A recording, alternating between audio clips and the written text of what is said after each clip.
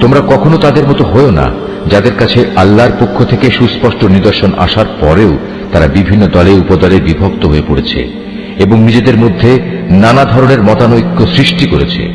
তাদের জন্য কঠোর শাস্তি রয়েছে। সে কিয়ামতের দিন নিজেদের নেক আমল দেখে কিছু সংখ্যক চেহারা শুভ্র সমুজ্জ্বল হয়ে যাবে, আবার কিছু সংখ্যক মানুষের চেহারা ব্যর্থতার নথিপত্র দেখার পর কালো ও বিশ্রী হয়ে পড়বে। সুতরাং যাদের মুখ সেদিন কালো হয়ে যাবে, জাহান্নামের প্রহরীরা তাদের জিজ্ঞেস করবে, ঈমানের নিয়ামত পাওয়ার পরও কি তোমরা কুফরির পথ অবলম্বন করেছিলে? অতঃপর তোমরা নিজেদের কুফরির প্রতিফল হিসেবে এই আযাব উপভোগ করতে থাকো। আর যাদের চেহারা আলোকোজ্জ্বল হবে, তারা সেদিন আল্লাহ তাআলার অফুরন্ত দয়ার আশ্রয়ে থাকবে, তারা সেখানে থাকবে চিরদিন। এর সবকিছুই হচ্ছে আল্লাহর নিদর্শন।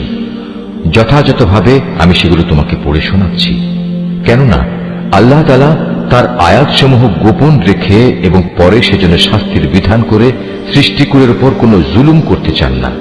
মূলত আসমানসমূহ ও জমিনে যা কিছু আছে সবই আল্লাহর জন্য। সবকিছুকে একদিন আল্লাহর দিকে ফিরিয়ে দেয়া হবে। তোমরাই হচ্ছে দুনিয়ার সর্বোত্তম জাতি। সমগ্র মানব জাতির কল্যাণের জন্যই তোমাদের উত্থান। তোমাদের দায়িত্ব হচ্ছে তোমরা দুনিয়ার মানুষদের সৎ কাজের আদেশ দেবে এবং অসৎ কাজ থেকে বিরত রাখবে।